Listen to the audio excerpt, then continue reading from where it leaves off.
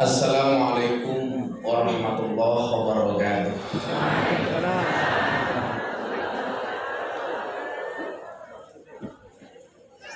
Alhamdulillahil qail bismillahirrahmanirrahim. Qul hal yastawil ladzina ya'lamuna wal ladzina la ya'lamun. Allahumma shalli wa sallim wa barik ala hadzal nabiyil karim sayyidina wa maulana Muhammadin wa ala alihi wa ashabil mujahidin tahirin. Rabbi shrah li sadri wa yassir li amri wahlul 'uqdatam min lisani yafqahu qawli. Amma ba'du. Hadratan muhtaramin, para masyayikh, para kiai, alim ulama, wabil khusus sahibul ma'had, para dzurriyyah yang saya takzimi.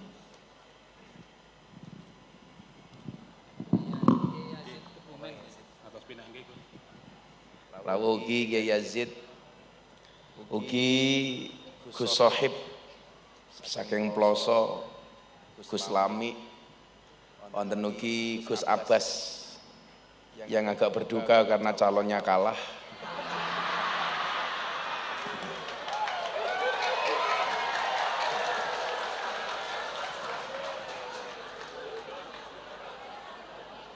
Serta para masyayikh yang saya muliakan.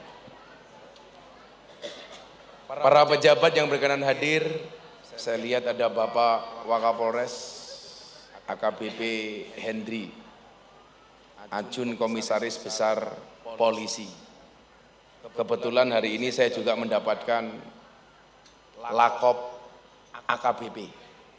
Aku kiainya Bapak Prabowo. Santai mawon Gus. Lak menang niku ngomong napa mawon enak.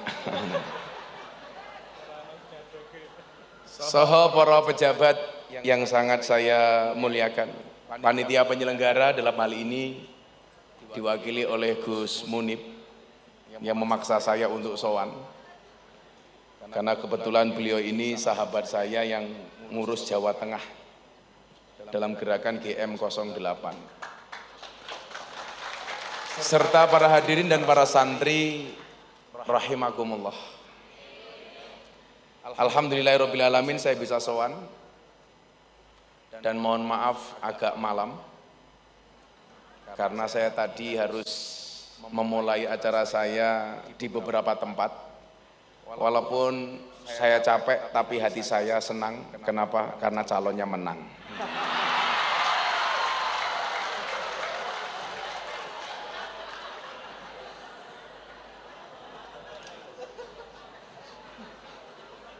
Saya hanya mau berwasiat kepada para santri PP Al-Falah Mangonsari Tringgarjaya. Apa Bu?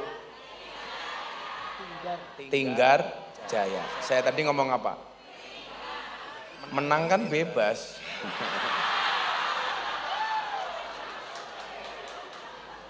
Saya berwasiat kepada santri karena mungkin saya lebih dahulu menjadi mutakhorijin dibandingkan adik-adik santri.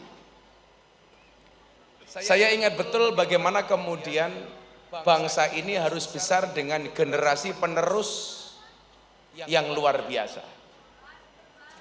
Karena saya meyakini dan memahami bahwa kita tidak bisa minta dilahirkan oleh siapa, tapi kita bisa melahirkan generasi yang seperti apa. Maka kemudian kita diingatkan dalam sebuah makalah, wasyarrul alamina dawul humuli idza fa'akhartahum dzakarul jududa. Generasi yang paling jelek itu adalah satu generasi ketika ada orang hebat, dia mengatakan, dulu nenek moyang saya lebih hebat daripada orang ini. Tapi di saat dia ngomong seperti itu, dia bukan siapa-siapa. Ini nyuwun sewu Gus Lami, Gus Sohib. Ini biasanya penyakitnya para Gus. Kalau Ning insya Allah lebih parah. Merasa orang tuanya siapa, dia terlahir dari generasi yang seperti apa, sehingga dia terlalu membanggakan nasabnya. Oh, bapakku duwe pondok gede, santrine oke, bangunannya banyak, tinggalannya banyak. Tapi di saat dia ngomong seperti itu, dia bukan siapa-siapa. Makanya kemudian diteruskan, wa khairul alamina du hasabin qadimin aqama li nafsihi hasbang jadida. Tapi generasi yang paling hebat itu adalah satu generasi yang dia terlahir dari generasi yang hebat, tetapi dia mampu membangun kerajaan dia sendiri. Tapi dia mampu membangun kedidayaannya dia sendiri. Makanya dalam banyak kesempatan ketika peristiwa haul itu dilaksanakan, yang di dalam haul itu dikatakan wayud karufihi manaqibul mutawaffa, yang di dalam haul itu disebutkan tentang manakibnya orang yang kita hauli. Saya itu biasanya malu, Pak. Kenapa kita malu? Memperingati mbah-mbah kita yang hebat, sementara di satu sisi kita belum menjadi siapa-siapa. Sementara ketika ada orang hebat, kita mengatakan, kita dulu mbah kita lebih hebat daripada itu. Makanya nyuwun saya Gus Sohib, dulu saya ketika kuliah, ada kiai yang tahu potensi saya. Dia minta saya sebagai menjadi calon menantunya. Loh, ganteng bro. Oh, kalau di Cilacap tuh sugan kiai cuman tisu tok toh. Oh, corong Banyumasan. Kesuh ya nyong. Kiainya bilang sama saya begini, dawuh begini. Ini untuk anak-anak santri. Miftah, mau nggak kamu tak pek mantu katanya. Itu Gus Lame. Saya bilang sama kiai, saya mau menolak kan nggak enak Gus. Tapi harus pakai bahasa yang lebih santun. Jangan sampai penolakan kita menyakiti hati kiai. Karena bagi saya mutlak al ilmu yudraku bita'allum wal barakatu la tutrikuhu illa bil khidmah. Ilmu itu bisa didapatkan dari belajar, tapi barokah itu bisa didapatkan dari pengabdian. Dan salah satu syarat mengabdi itu tidak boleh menyakiti kiai. Salah satu syarat mengabdi itu tidak boleh menyakiti kiai. La yudrakuhu illa bil khidmah. Pengabdian. Akhirnya saya matur begini. Ngapunten kiai, boleh nggak saya istikharah dulu? Ini nolak secara halus. Makanya santri itu kalau punya dua pilihan, kamu menikah santri apa anaknya kiai, kamu istikharah dulu. Tapi yang saya ingatkan satu, sebelum kamu istikharah yakinkan dua-duanya mau sama kamu. Yang menjadi problem sudah istikharah nggak ada yang mau lah, mau dari. Iya Zin ya. Wis istikharah ana sing gelem lak cilaka iki. Makanya kan disatakan ma khaba man istakhara wala nadima manis tasyara. Di istikharah ini. Saya akhirnya istikharah. Walaupun saya sudah tahu jawabannya. Saya akhirnya mengatakan sama Kiai, mohon maaf Kiai, saya belum bisa menjadi menantunya Kiai. Kenapa Gus? Saya merasa tidak pantas menjadi mantunin jenengan. Saya tidak mau menyakiti Kiai saya ini. Sebenarnya alasannya bukan itu Gus. Saya tuh bayangnya begini, ini Kiai top, yang pengen ngepek mantu saya itu Kiai top. Bayangan saya apa? Kalau saya dipek mantu sama Kiai top, ini bagi saya problem. Problemnya di mana? Kalau bukan masalah nggak bisa masnah gitu loh. Kalau Gus minta masnah atau poligami itu bukan masalah saya mantunya siapa. Kenapa saya tidak mengambil jalur poligami? Karena saya tipe suami yang setia. Karena saya punya prinsip lelaki yang hebat bukan lelaki yang mencintai banyak wanita, tetapi mencintai satu wanita dengan banyak cara. Saya harus ngomong seperti itu Gus. Kenapa? Karena direkam banyak kamera. Konangan bojoku modar ya. Ada CCTV di mana-mana. Tapi bener Gus. Lelaki yang menangis karena wanita, mungkin dia memahami wanita. Tetapi lelaki yang menangis karena dosa, berarti dia memahami cinta. Jadi sing gawe larang aku iku jane Gus. Makanya ini saya ngaji ini Gus Munif, saya udah yakin ini pasti sambatan. Dan mesti tombok. Tapi Allah ki adil. Malam ini saya harus tombok, sambatan, besok siang jam 1 saya diminta untuk ceramah Isra Mi'raj di Hambalang di rumahnya Pak Prabowo. Susuk. Kan orang tadi saya baru keluar dari mobil, ibu-ibu teriak, oh kiai ini praroro.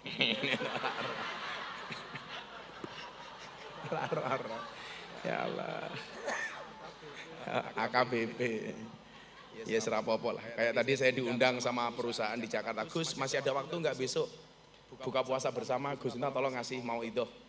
Jam berapa Pak? Saya tanya. Oh jam itu Gus, jam Ganjar plus Anies. Loh, maksudnya apa?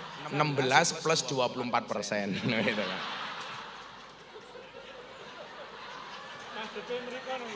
Halo Gus Abbas.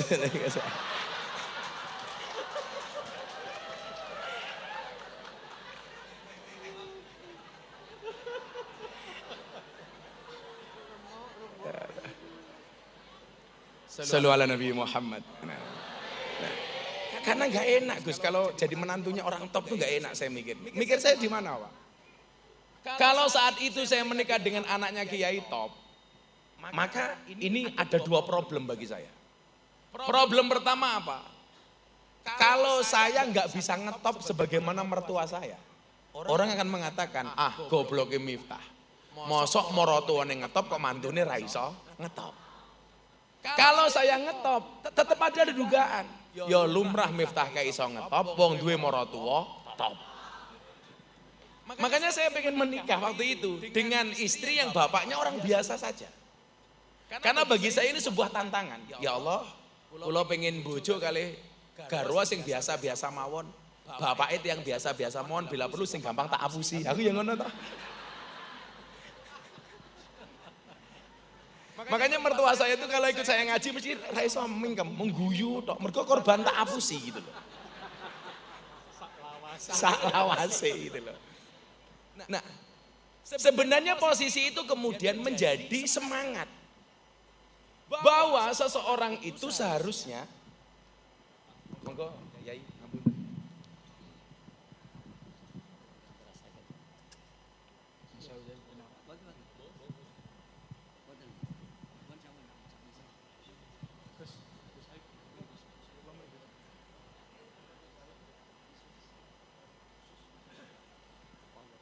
Ngapunten lho Yai, niki lak sampun rawuh Yai Sobri lak tak teruske lak nggih lucu. Idza wujudul ma batolat tayamum.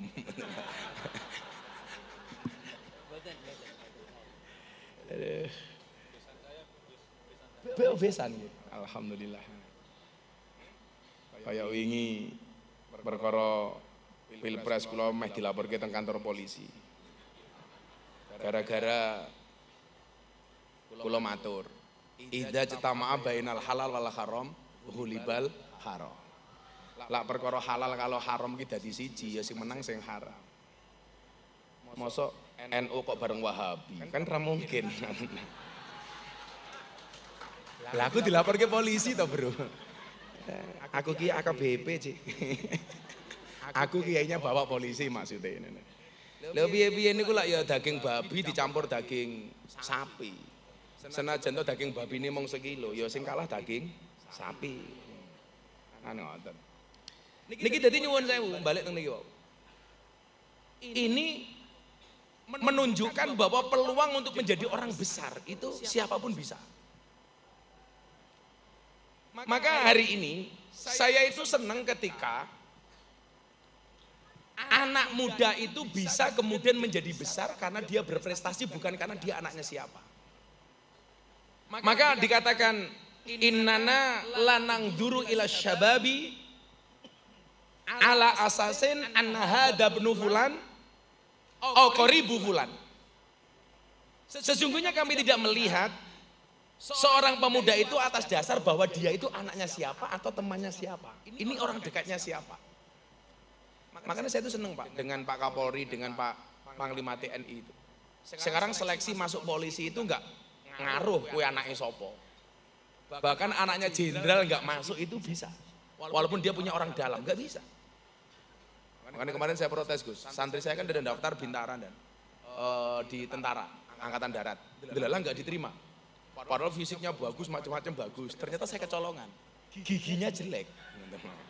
Jadi untungnya elek dan. Saya telepon panitianya, kenapa santri saya itu nilainya bagus, fisiknya bagus.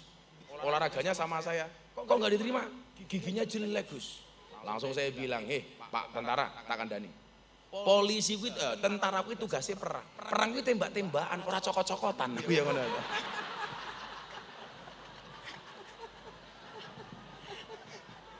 Masa gagal jadi tentara gara-gara untu gila ya ora. Jan.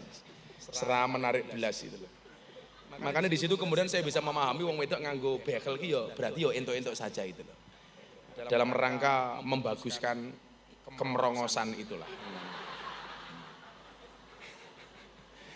Mengkondisikan. Iya, lagi bojoku reko-reko nih kalau Gus. Bah kula angsal mboten pasang bekel. Ora entuk aku. Wong kowe pasang kawat gigi bahaya, tak cipok nyantol cangkem bahaya. Jadi innana lanangduru ila sababi ala asasin anna hada ibnu fulan au qaribu fulan. Wis ora penting nih. Mila lan jenengan niku ngomong, "Was, aku kendel ngopo? Aku kancane Gus Munib kok." Ora penting. Saya sendiri itu sebenarnya dulu Pak ketika membaca sejarah mbah-mbah saya, beban mental Gus Lami. Ketika saya diminta untuk ngisi manakib acara haulnya mbah saya ngapunten Abah. Saya tuh malu betul. Ternyata mbah-mbahku ki wong top tenan, Pak. Saya itu baru sadar ketika Habib Lutfi Pekalongan tahun 2019 masuk 2020. Kebetulan saya acara sama beliau di Tegal. Yang tanggal 1-nya saya diundang sama Raja Kelantan Malaysia. Jadi rajanya meninggal, 40 harinya ngundang saya. Nah, ini besok saya juga diundang lagi ke Malaysia sunatan. Sunatannya Ipin Upin.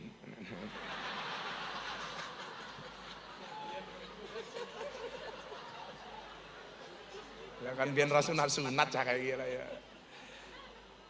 Jadi Abah Lutfi niku bongkar kemudian nasab kita. Mama Salmah istrinya Abah itu masih satu mbah dengan saya. Nah, mbah saya itu yang perempuan itu Syarifah. Dinikah sama Ahwal. Maka jatuhnya Ahwal. Kalau seandainya mbah saya yang Syarifah itu nikah dengan Habib, hari ini saya Habib. Saya langsung di demo tes DNA. Tes nasab Gus. Untung mbah saya itu nikahnya dengan Ahwal. Nah, saat kemudian saya mengetahui mbah saya ini, mungkin bagi orang lain itu sebuah kebanggaan. Wah, Miftah Mbah top. Saya malu Pak. Waduh, ini level ya aku. Mbahku sehebat itu, sementara saya hanya seperti ini. Justru karena itulah kemudian saya muncul motivasi baru.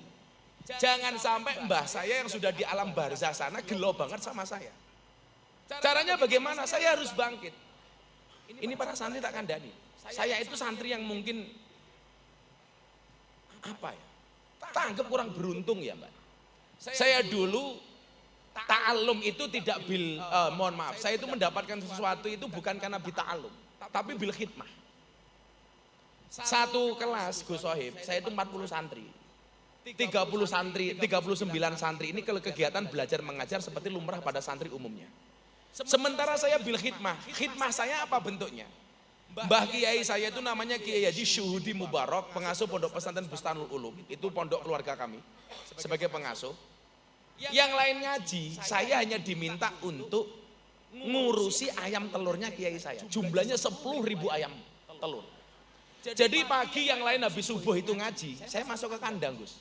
Ngopeni ayam telur, ngasih makan, bersihkan kandang. Siang yang lain istirahat, saya ngasih makan.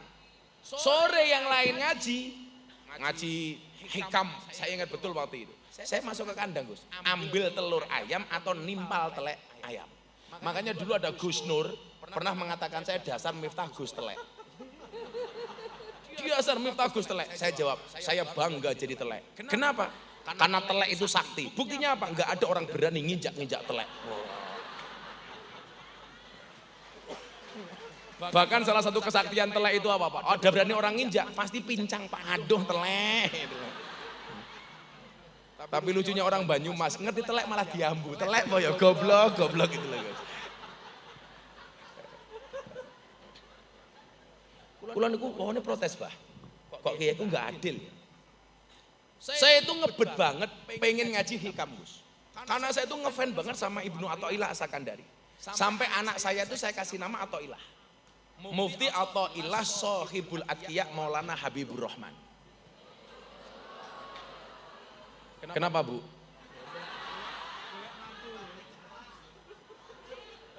Terlalu panjang. Anak-anakku dewe.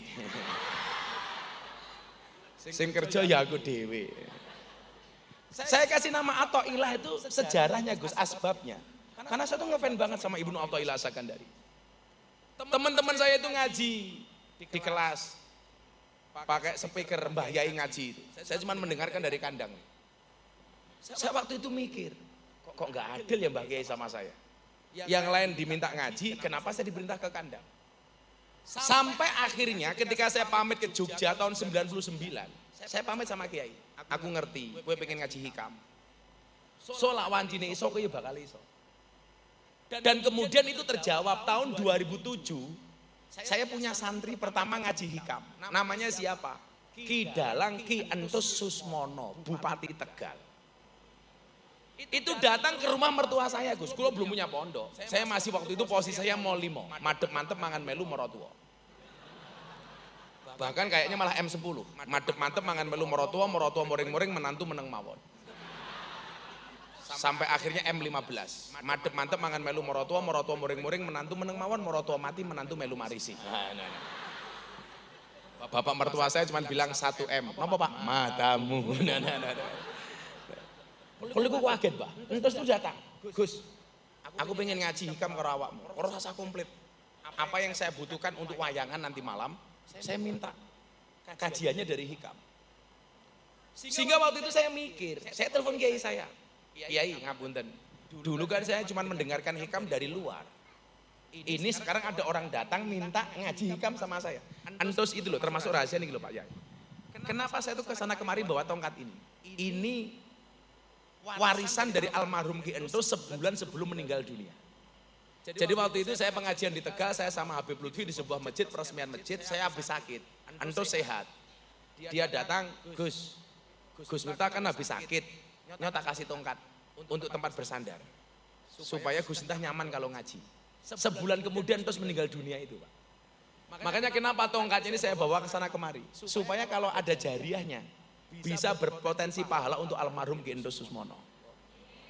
Nah, makanya ya Gus Munib kalau pengen dapat jariah dari saya ngasih apa gitu kira-kira.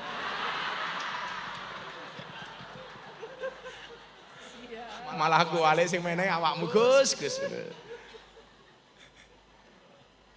Nah, akhirnya Ki Entus tuh ngaji sama saya Pak.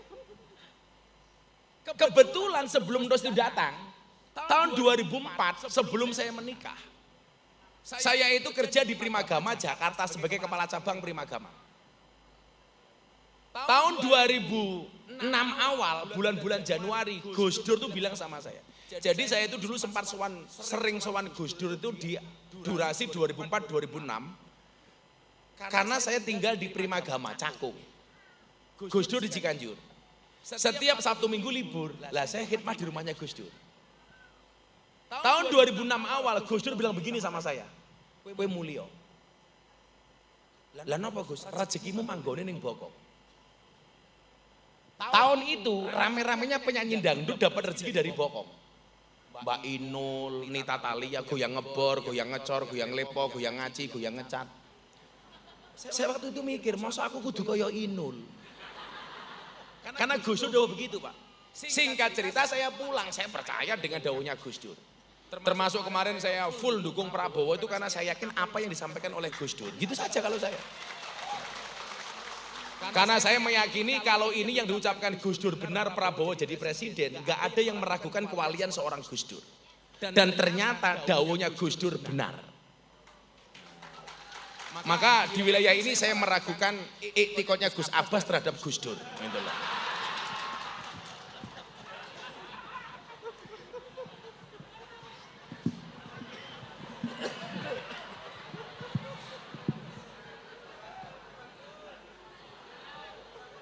Ya karena kalau saya dalilnya cukup sederhana saja, itaku firasyatal mu'min fa innahu yang duru binurillah. Dan saya meyakini kewalian Gus Dur lah. Makanya di muka bumi ini orang yang matanya nggak bisa melihat tapi hatinya terang itu cuma dua. Satu Gus Dur, nomor dua si buta dari gua hantu. Itu saja kalau saya. Saya disuruh pulang Mbah sama Gus Dur. Ini maksud saya motivasi untuk teman-teman santri yang kamu merasa di pondok goblok nih. Santai saja, kalau kamu di pondok goblok, kamu pulang ke kampungmu, itu kamu berpotensi menjadi orang yang paling alim. Kenapa? Karena satu kampung yang mondok hanya kamu. Gitu loh. Jadi gak ada saingan, gak ada saingan. Nah akhirnya saya pulang. Pulang ini kemudian justru kena musibah Gus. Gempa bumi Bantul tahun 2006 bulan Mei. Saya pulang bulan Maret, Mei ini kena gempa bumi. Waduh lagi ciloko ya. Gus Dur datang ke Jogja untuk melihat perkembangan penanganan korban gempa bumi. Kebetulan saya salah satu yang awal beliau. Begitu saya antar ke bandara, Gus Dur saya tanya, Gus, kulon derek dawuhe Gus Dur untuk pulang ke Jogja. Malah kena musibah Gus. Omah mertua yang saya tempati malah ambruk, niki pripun? Gus Dur jawab, ya sabar. Gitu dong, ya sabar.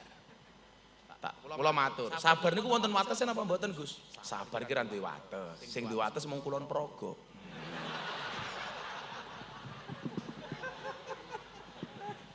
Wali dilawan ki repot kok ini guys. Kayak pas gempa bumi niku takone wartawan, Gus kenapa Bantul bisa gempa bumi? Ya yang salah ya DPR. Lah kenapa Gus? Masa Nyi Ro Kidul dipaksa pakai jilbab? Karena waktu itu rame-ramenya RUU pornografi dan porno aksi. Gempa bumi Bantul itu. Makanya kemarin pas saya ngaji di Lampung itu viral gara-gara katanya di belakang saya ada penampakan Nyi Ro Kidul. Kan rame nih. Saya takoni wartawan, gimana Gus? Katanya ada Nyi Ro Kidul ikut pengajian Gus Miftah. Ya mungkin karena prediksi Gus Dur dulu itu Nyi Ro Kidul pakai jilbab. Itu benar Gus ya, saya nggak tahu. Kalau toh benar ya saya bersyukur. Alhamdulillah Nyi Ro Kidul sudah bertobat. Gitu. Siapa tahu tahun depan itu Gus Lame diundang pengajian Nyi Ro Kidul di Segoro Kidul kan. Ya pulang tinggal nama lah Gus kira-kira itu. Kan siapa tahu tahun depan Nyi Ro Kidul jadi pengurus cabang Muslimat Segoro Kidul kan nggak tahu. Lah begitu saya galau bah, saya itu sowan ke Melangi di pondok kuno. Nama kiainya Kiai Asrori. Saya itu mau sowan, kebetulan beliau itu kajian hikam. Nah, ketika saya mendengarkan dari jauh itu memori saya zaman mondok Gus, itu kembali muncul. Saat saya galau dengan ekonomi dan maisha saya. Di situ Mbah Kiai Asrori itu baca kitab hikam. Makalahnya tentang ini. Ijtihaduka fima duminalaka wa taksiruka fima tuliba minka. Dalilun alang timasil basiroti minka. Yang saya dulu nggak pernah diajarkan sama kiai saya, cuma dengar dari kandang. Itu kembali memori saya ingat gara-gara kiai ini ngaji itu. Ijtihaduka fima duminalaka. Kesungguhanmu di dalam mengejar sesuatu yang telah Allah jaminkan untukmu. Wa taksiruka fima tuliba minka. Dan kelalaianmu terhadap akhirat yang belum dijaminkan untukmu. Dalilun alang timasil basiroti minka. Itu adalah tanda-tanda telah mati mata batinmu. Kulon nangis Pak krungu itu. Dunia yang telah Allah jamin kita kejar mati-matian. Sementara akhirat yang tidak ada jaminan kita tidak kejar mati-matian, kita lalai. Kalau bahasa saya apa? Dunia sesepele ini tapi kita selelah ini. Sementara akhirat seserius itu kita selalai ini. Kalau bayangin ngeten. Kita itu lucu, naik pesawat yang tidak kenal dengan pilotnya, tidak ngerti dengan pramugarinya. Naik pesawat kita nyaman, apapun yang diperintahkan sama pilot dan pramugari kita manut. Mau terbang disuruh pakai sabuk, manut. Buka jendela, manut. Kursi sandaran kursi ditegakkan, manut. Ndelah cuaca jelek, cuaca sedang jelek, tolong Bapak Ibu jangan ngising dulu, manut. Loh, sing pernah numpak pesawat nih. Kalau cuaca buruk kan kita nggak boleh ke toilet ya. Kita manut, padahal nggak kenal dengan pilotnya, nggak kenal dengan pramugarinya. Tapi lucunya apa? Kita hidup di dunia yang tahu dan kenal siapa pemilik dunia. Kita nggak pernah aman, nggak pernah nyaman, nggak pernah manut. Naik pesawat yang nggak kenal pilotnya kita manut, ayem, nyaman, damai, tentram. Kita hidup di dunia yang kenal dengan pemilik dunia. Kenapa kita tidak bisa nyaman? Dalilun alang timasil basiroti minka. Niku akhirnya Gus, kula gelem ngaji meneh. Wis tak telateni, aku ngaji meneh. Mungkin ini yang dimaksud Gus Dur, rezekiku manggone ning bokong. Akhirnya bener. Tahun 2008 saya dapat tawaran dari La TV yang sekarang ganti menjadi TV One. Apa Bu? Allah sok Inggris. Saya waktu itu dapat job di TV itu apa Gus? Grebek sahur La TV. Ini pertama kali saya mulai kenal-kenal dengan artis-artis waktu itu. Ya mungkin cara Allah, bagaimana ada generasi muda NU yang mau ngaji sama artis, caranya seperti itu. Tapi kemudian apa? Selesai Ramadan, saya memutuskan nggak ngaji di TV lagi. Problemnya apa Pak? Bukan masalah bayarannya Gus. Jadi waktu itu kita grebek sahur. Kita gugah-gugah sahur wong sak Indonesia. Masuk ke rumahnya artis, pejabat dan lain sebagainya. Kita bangunin orang sahur. Tapi selesai imsak, banyak kru itu yang nggak puasa, kembali makan sisa makanan sahur. Kan saya ngelus dodo Pak. Dodone bojoku. Ya Allah aku. Ini kita membangunkan orang sahur untuk puasa, sing gugah orang poso. Saya malu Pak, itu sama dengan penggali kubur. Ada orang mati, kita minta penggali kubur untuk menggali liang kubur. Begitu jenazah datang dimasukkan ke dalam liang kubur, selesai dimakamkan, dibayar. Tuan rumahnya ahli waris almarhum nangis-nangis, sementara penggali kuburnya di pinggir jalan ngitung bati.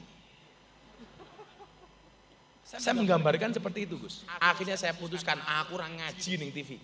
Tahun 2008. Nah, saat kemudian saya galau dengan asa saya kembali ke pondok ini. Delala sing diwaca niku napa Gus? Ma tawaqafa matlabun anta tolibu bi rabbika wala tayassara matlabun anta tolibu bi nafsika. Saya langsung kayak dikampleng raiku Gus. Tidak akan pernah terhenti sebuah permintaan. Ketika kamu sandarkan permintaanmu hanya kepada Tuhanmu dan tidak akan pernah menjadi mudah sebuah permintaan ketika kamu percaya dengan kemampuanmu. Kita itu galau karena nggak percaya dengan Allah. Maka kemudian saya punya quote, manusia punya masalah, Allah punya solusi. Manusia punya kendala, Allah punya kendali. Tugas manusia hanya mengangkat kedua tangan, sisanya biarkan Allah yang turun tangan. Maka kemudian Entos datang itu waktu itu juga galau. Kalau saya galau karena nggak punya duit, Entos ini galau karena kebanyakan duit. Tahun 2008 Entos itu tarifnya sudah 150 juta. Wayangan itu Pak. Dia diundang wayangan itu semalam suntuk 150-200 juta. Sementara kalau kita pengajian Gus bar diamplopi, wi mlipir ning toilet, ngapunten toiletnya pundi. Ora keblek ngising, ndelok isi amplop gitu loh. Isine piro ya? Delalah nyuweke terlalu semangat, duitnya katut kesuwek.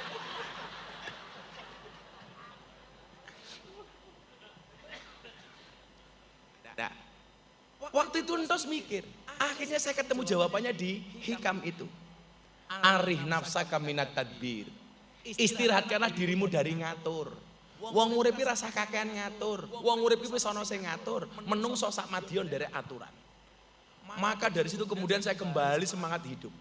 Jadi kalau adik-adik santri melihat sekarang kesuksesan Gus Miftah, yang perlu kamu ingat satu. Nah, orang sukses itu melewati banyak proses. Sementara orang gagal banyak protes.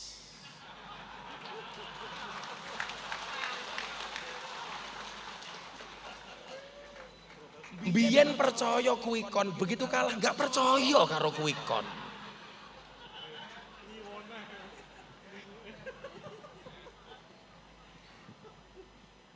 Orang sukses itu melalui banyak proses. Gus Miftah itu berani kredit motor pertama kali tahun 2010. Uang muka 5 juta, angsuran 500. Setiap kali berangkat ngaji, motornya disetar bunyinya dit. Motor kreditan Gus. Lah, abah saya itu ngasih doa saya. Bapak saya itu Sadiliyah. Abah nggih Sadiliyah. Abah saya itu Sadiliyah. Imam Abil Hasan As-Sadili itu tokoh zuhud, tokoh sufi, tapi kaya raya. Dan ini menjadi idola kebanyakan Kiai NU. Neng salahnya satu, Kiai NU itu mencontoh As-Sadili dalam bidang sufi, tidak mencontoh dalam bidang kaya. Sing dicontoh sufi ini orang sugiye. Kalau soal sufi ini rata-rata kayak As-Sadili, tapi masalah sugiye orang. Padahal Imam Abil Hasan As-Sadili sugiye ra umum. Samalah Imam Malik. Imam Malik itu kalau berangkat ngaji, milih dia mau pakai kuda yang mana, itu milih kudanya dan 1 jam. Saking banyaknya kudanya. Padahal harga kuda itu seperti harga mobil. Abah saya bilang begini, Le, abah ki ngamal ki donga iki urung mandi. Padahal ki dongane Imam Abil Hasan As-Sadili supaya sugih. Sapa ngerti le sing maca kowe iso sugih. Itu dijazahi sama bapak saya. Doanya waktu itu saya ingat bapak bilang begini, iki waconen nih, tahun 2009 Gus. Rabbana wasi' alaina arzaqona wala tahjubna biha an ukhrona. Bapak dapat doa ini dari siapa? Dari guruku le. Biyen aku mondok ning Kediri diwenehi donga iki. Guruku sugih le. Nek semaca bapak kok ora sugih. Sapa ngerti mau waca kowe sugih le. Akhirnya kula waca, Pak. Setiap saat kula waca Rabbana wasi' alaina arzaqona wala tahjubna biha an ukhrona. Rabbana wasi' alaina arzaqona. Kula waca, Gus. Dan ternyata benar. Tahun 2010 saya bisa kredit motor itu seneng ra umum, Gus. Ya Allah, Vario biru. Seneng kula. 2010. Setelah niku nyuwun sewu, rezeki kula niku kaya disuntak, Bu. Tahun 2012 saya bisa beli tanah di Kalasan itu yang milik seorang pendeta. Sing kula waca niki, pun niki ijazah umum nggih. Jenengan amalke kaya kula ngalalke mboten nggih mboten napa-napa. Lah pengen jenengan ya zuhud, ya nganggo dongane Kanjeng Nabi wae. Allahumma ahyini miskinan wa amitni miskinan. Wahsurni ma'azum rotil masakin yaumal qiyamah kuwi saya. Tapi lah wong Banyumas ki rasa ndonga njaluk kere lah. Soale urung ndonga wis kere. Akhirnya nyuwun sewu. Nah, di saat kemudian itu mulai jalan, sowan saya ke kiai-kiai itu tambah kenceng, Gus. Wah, aku duwe modal kok sowan kiai kok. Saiki lak kaya Gus minta sowan kiai ora modal lah ya dirasani wong akeh aku. Kiai ini para roro.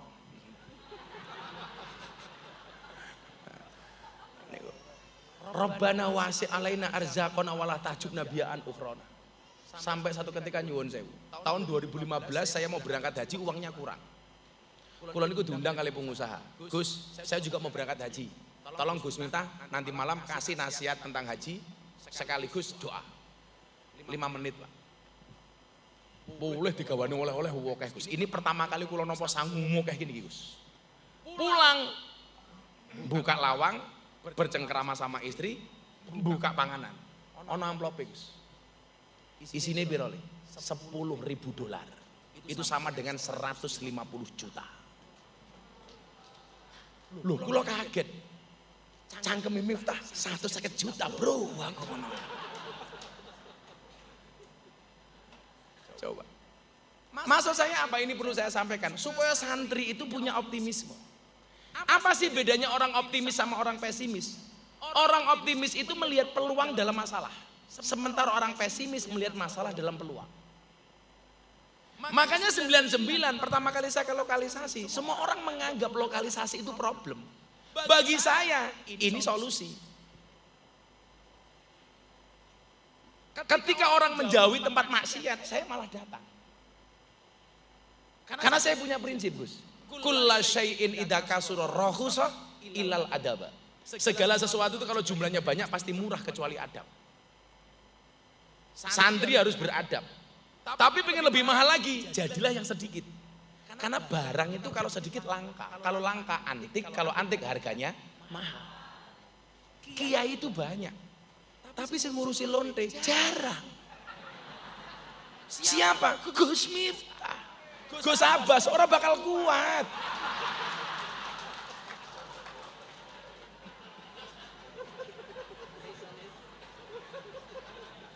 Kalau Gus Abbas disuruh ngurusi lokalisasi, Jawabannya cuma satu, diaminin dulu. Kiai banyak yang ngurusi lokalisasi, yang ngurusi lonte jarang. Siapa? Gus Miftah. Berarti Gus Miftah kiai? Kiai larang kok kiai lonte gitu.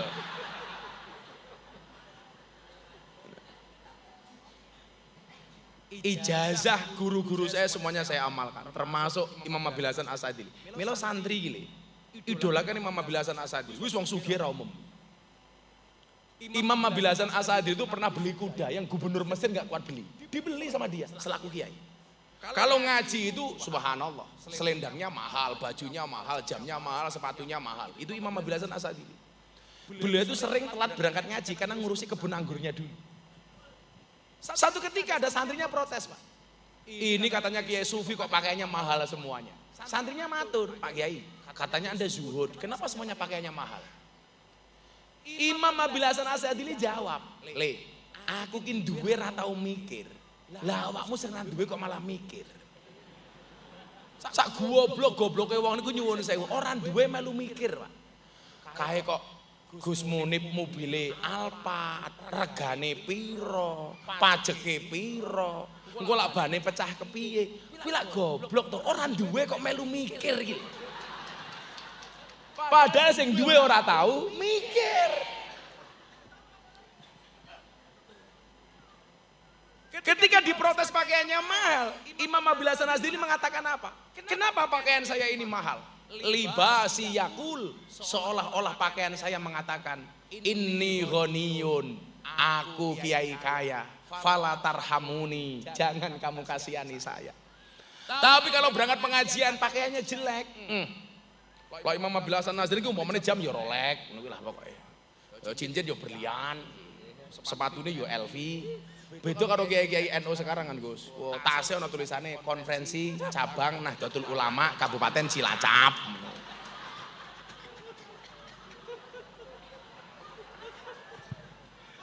Sandalnya ya swallow.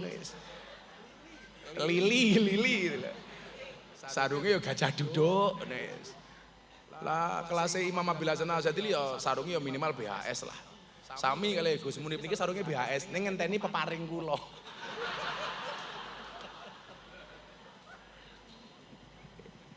Tapi kalau kita itu kelihatannya jadi kiai itu nggak meyakinkan nih. Seolah-olah pakainya mengatakan apa? Libasi yakul, pakaianku berkata, inni fakirun, aku kere. Farhamuni, tolong kasihani saya. Sehingga ketika kemudian ini menjelma menjadi besar, akhirnya Gus Miftah kondang di Jakarta sebagai kiai yang paling larang. Di kalangan para pejabat, di kalangan para pengusaha. Didengarlah sama Kiai Huda Jazuli Ploso, abaipun Gus Kausar. Haul tahun kemarin saya didangu didawi, Miftah kon rene le, saya sowan jam 12 malam Bu. Beliau sudah istirahat, saya datang beliau wungu. Saya mau disidang, tak pikir saya mau dimarahi. Gara-gara beliau dilapori Gus Miftah lah diundang pejabat pengusaha larangnya ra umum. Akhirnya saya sowan. Gus Kausar matur, "Bah, Gus Miftah niku lak diundang pengusaha pejabat bah larangnya ra umum. Miturut Abah pripun?" Jawabane Yai Dah niku napa? Iya Zin. Ra'aitu ahakul hak hakul muallim. Hak yang paling hak kuwi hake guru.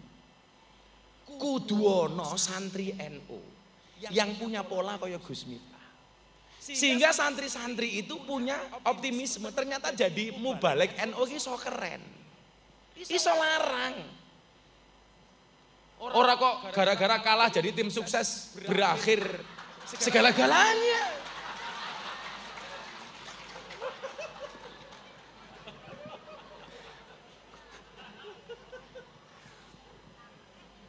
Awalnya Gus Lame, saya itu pernah Pak, ini terakhir ya sudah jam 2 soalnya. Jam saya itu sejak pemilu isinya 2 semua.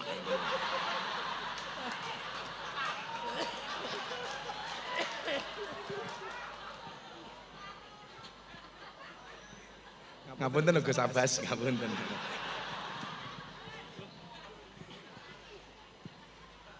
Saat itu saya diundang sama anggota DPR, dia pengusaha batu bara. Di rumahnya, acara syukuran, ngaji sama dangdutan Pak. ini ada artis dangdut kok nyanyi 5 lagu. Kalau saya sebut namanya pasti jenengan tahu. Saya diminta untuk ngaji 1 jam. Selesai acara. Penyanyi dangdut ini diamplopi 150 juta. Saya dikasih 75 juta. Saya kembalikan Pak. Pak pengusaha saya nggak usah diamplopi saja. Sudah nggak usah. Bingung dia Pak. Ngoyak saya ke hotel. Gus kenapa? Sampean ki lucu. Penyanyi dangdut mau nyanyi 5 lagu tok. Buka titik jos.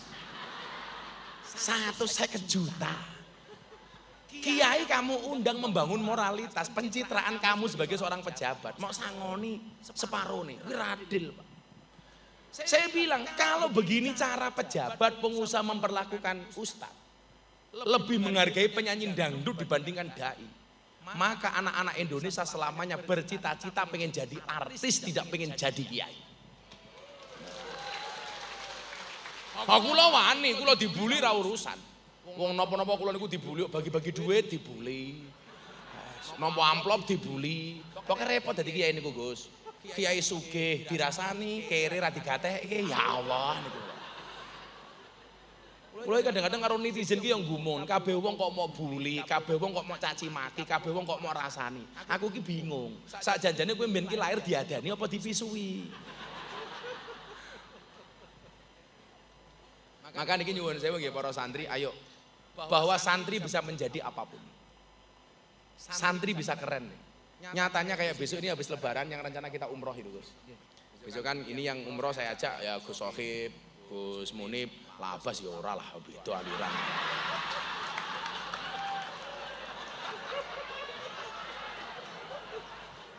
Ya aku malah dicurigai kok Abbas barang melu. Jangan-jangan mata-mata aja lah malah. Yo lah mung ziarah Wali Songo tak ziarahke lah Gus, ora apa-apa.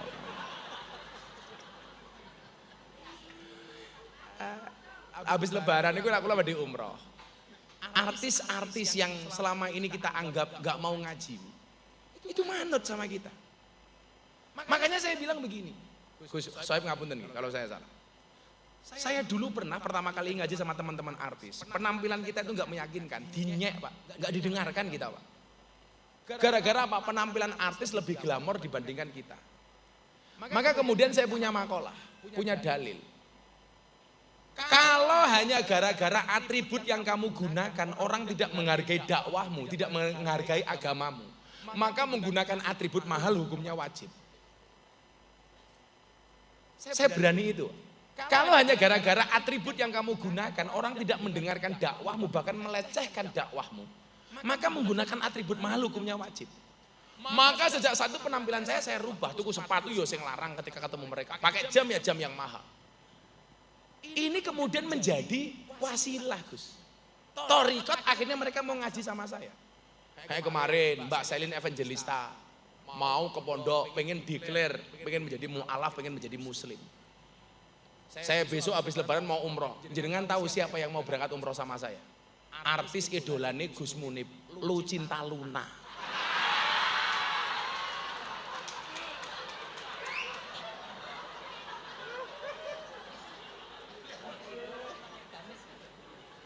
Lah, niku lak bingung, Mbah. Bingungnya ngeten. Diindikasikan anak ini terlahir sebagai laki-laki. Tapi problemnya hari ini adalah semua dokumen dia itu perempuan. KTP ini perempuan, paspornya perempuan. Karena memang sudah berganti jenis kelamin. Lah, ketika mau berangkat umroh, dia bingung. Lanang apa wadon? Lah saya berangkat dari pengalaman Dorce. Dorce dulu ketika haji sebagai perempuan, karena jika juga operasi. Karena yang dilihat oleh hukum negara itu administrasinya. Karena dilihat KTP-nya, dilihat paspornya. Tak takoni, paspormu apa? Perempuan, Mbah. KTP-mu ya perempuan. Ya sudah, kamu berangkat umrah secara perempuan. Ini akan menjadi problem kalau paspornya perempuan, sementara dia umroh dengan cara laki-laki.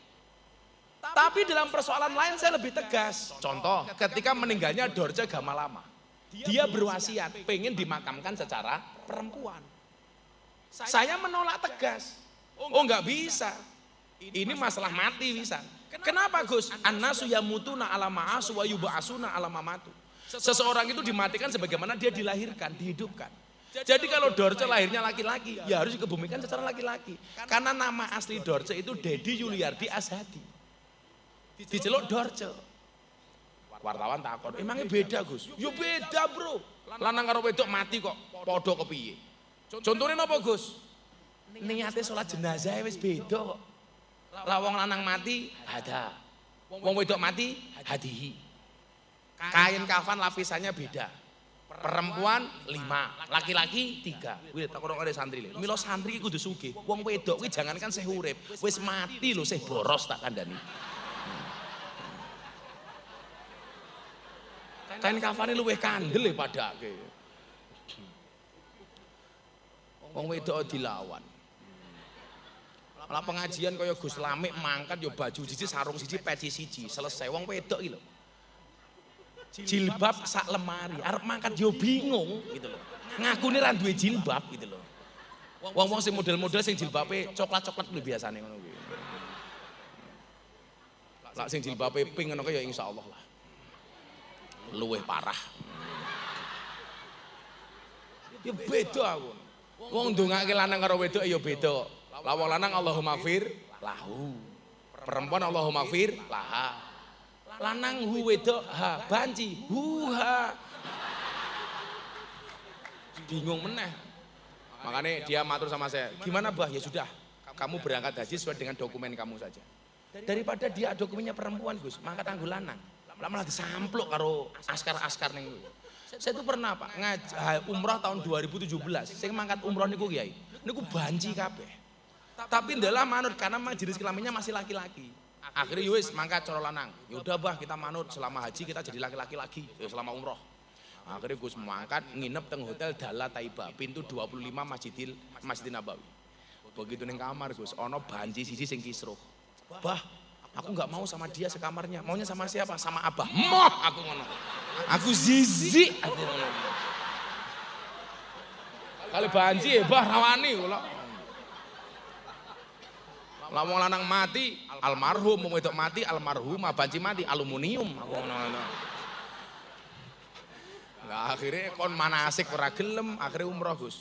Lah mungkin tawafe pripun, Pak? Nganggo ihram lanang nih kok. Tawafe pripun? Gampang. Tengko ono Hajar Aswad, ono lampu hijau, kita mengucapkan salam ke Ka'bah. Bismillah Allahu Akbar. Ah, beres Bah, gampang. Saya pimpin Gus 40 banci kabeh Gus. Begitu sampai Hajar Aswad, Bismillah Allahu Akbar. Bancinya histeris delok Ka'bah. Bismillah Allahu Akbar. Muah, muah, muah. Aduh. Askar niku lho minggir Pak askare. Wedi karo banci-banci kuwi. Bismillahirrahmanirrahim Allahu Akbar. Muah. Cilaka ya. Lah, saya itu dikasih kesabaran, Pak. Ngopeni wong-wong sing ngoten iki kula iki sabar. Sabar banget kula. Begitu mulai dalam Ramadan ngoten iki, banjine telepon saya. Bah, selama bulan Ramadan alhamdulillah Bah saya mau bertobat. Alhamdulillah. Caranya gimana? Caranya gimana kamu bertobat? Nanti insya Allah Bah selama bulan Ramadan saya akan pakai jilbab. Lah ciloko ya gue. Salah alamat ya. Maka kalau sering matur, sudahlah kalau melihat fenomena seperti itu, tolong jangan dimusuhi, jangan dicaci maki, jangan diseneni.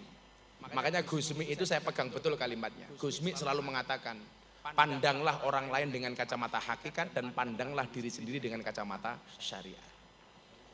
Ya kan? Pandanglah orang lain dengan kacamata hakikat, pandanglah diri sendiri dengan kacamata syariat. Memandang orang lain dengan kacamata hakikat supaya kita tidak gampang menghakimi orang lain.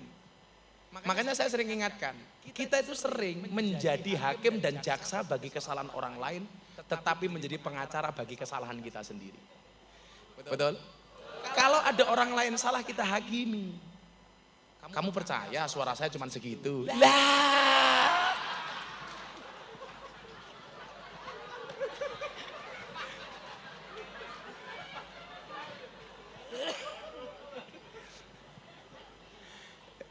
Kalau kita salah membela diri. Padahal Allah menciptakan manusia itu untuk saling mengenal dan menasihati bukan untuk saling menilai dan menghakimi. Mila kula ngefan banget kali Gus Mi gara-gara niku. Pandanglah orang lain dengan kacamata hakikat supaya kita tidak gampang menyalahkan orang lain, tapi pandanglah diri sendiri dengan kacamata syariat supaya kita lebih waspada dengan amaliyah kita sendiri. Maka kalau pesan dicilak ndelok wong ahli maksiat ngoten niku tolong jangan dihakimi. Cukup doakan mereka. Kenapa? Penghakimanmu, celaanmu, cacianmu tidak akan pernah merubah mereka. Tetapi doamu bisa menjadi wasilah hidayah untuk mereka. Matur nuwun. Assalamualaikum warahmatullahi wabarakatuh.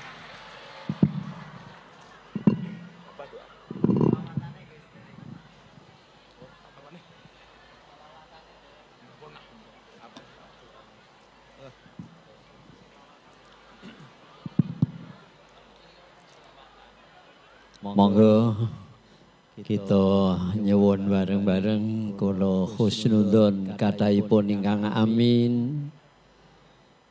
Lebih dari 40 orang, ini lebih banyak. Moga-moga dipireng kali Allah Ta'ala.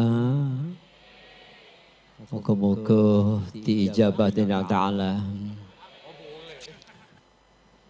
Ya Allah, ila hadrati bahril ulum, bahri syafa'ah, sayyidi sadat. Syafi'ina fi hadal yawm wa fi kulli yawm fi sirran wa fi dunya wal akhirah. Sayyidina Muhammadin sallallahu alaihi wasallam lahul Fatihah. A'udzu billahi minasyaitonir rajim. Bismillahirrahmanirrahim. Alhamdulillahi arrahmanir rahim. Maliki yaumiddin. Iyyaka nasta'in wa iyyaka nasta'in. Shiratal mustaqim. Sallallahu Syafi'ina ghudan Yawma la yanfa'u malu wala banun. Sayyidina Muhammadin sallallahu alaihi wasallam lahul Fatihah. Bismillahirrahmanirrahim. Alhamdulillahi alamin arrahmanir rahim. Maliki yaumiddin. Iyyaka nasta'in wa iyyaka nasta'in. Sallallahu alaihi wasallam. Sayyidil mursalin habibi rabbil alamin. Sayyidina al-mahbub Muhammadin sallallahu alaihi wasallam. Khassah al-Fatihah. Bismillahirrahmanirrahim.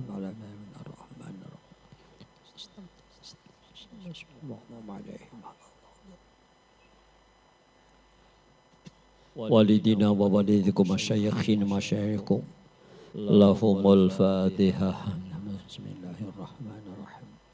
Ar-Rahmanir-Rahim. Maliki yaumiddin. Iyyaka nasta'in. Shiratal maghdubi 'alaihim waladdallin. La ilaha illa anta subhanaka inni kuntu minadh dhalimin. Allahumma shalli ala sayyidina Muhammad wa ala ali sayyidina Muhammad.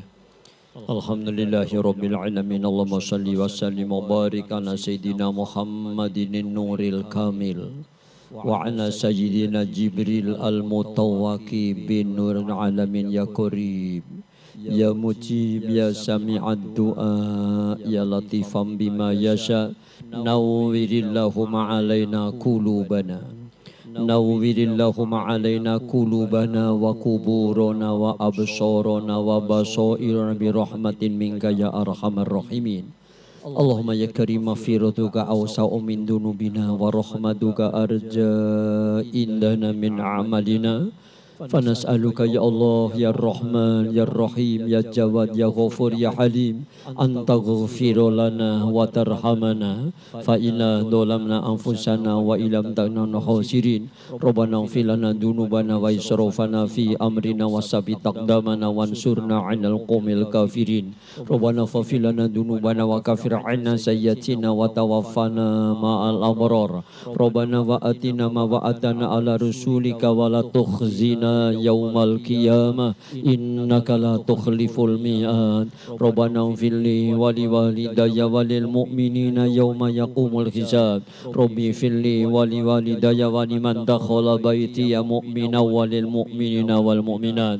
Rabbana ighfir lana warhamna wa li walidina. Rabbana ighfir lana warhamna wa li walidina wa lil mu'minina warhamhuma kama rabbawna shighara mu'minin wal والمؤمنات والمسلمين والمسلمات الأحياء منهم والأموات ربنا اغفر لنا ذنوبنا واستر عيوبنا وطهر قلوبنا وحسن من جلسنا وحسن من جلسنا وحسن من جلسنا وعافنا واعف عنا واغفر لنا وارحمنا اللهم إنا نسألك اللطف مع التبتير فيما جرت به المقادير إنك على كل شيء قدير اللهم اهدنا فيمن هديت اللهم اهدنا فيمن هديت وعافنا فيمن عافيت وتولنا فيمن توليت وبارك لنا فيما أعطيت وقنا برحمتك شر ما قضيت اللهم بارك لنا في رجب وشعبنا وبلغنا رمضان